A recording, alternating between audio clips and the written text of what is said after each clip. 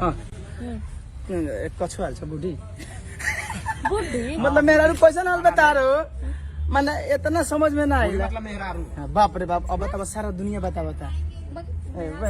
करो सुना ना बोल चलो अरे ढेर दिन बाद हमरा से भेटाइल बड़ घुसता था क्या हाँ हमरो को जगह था मर दे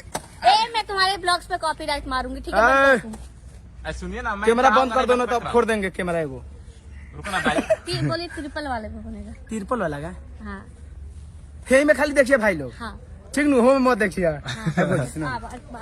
काफी दिनों बाद मिले थे हम लोग ना हम लोग भलो दिन मिलो नहीं झूठ बोला था आगोश में मिले नहीं थे तो एक महीना एक महीना हुआ ना एक महीना ज्यादा हो गया का एक महीना से ज्यादा नहीं और हुआ 3 साल से ना भेटाई रहलू तो कहा बताओ एक महीना हुआ था ज्यादा भौजाई बड़ी तार दब काम बाटे छोड़ छोड़ के भाग जालू हमेशा और हम लोग को देखते रहिए ना आप लोग हम लोग को देखते रहिए लग रहा हम लोग को देखते रहिए फिर वीडियो आने वाला है साथ में ना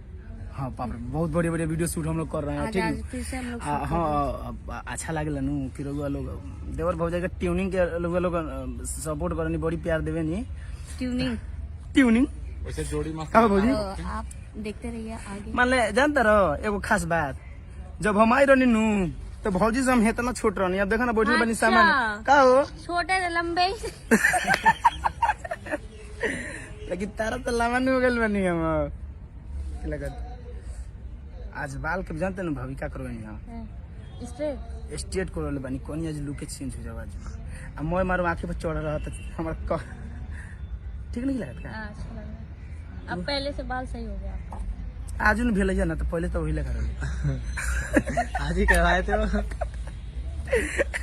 इससे बढ़िया लगा था आप लोग ए भौजी जान दे प्यार दुलार देख के एगो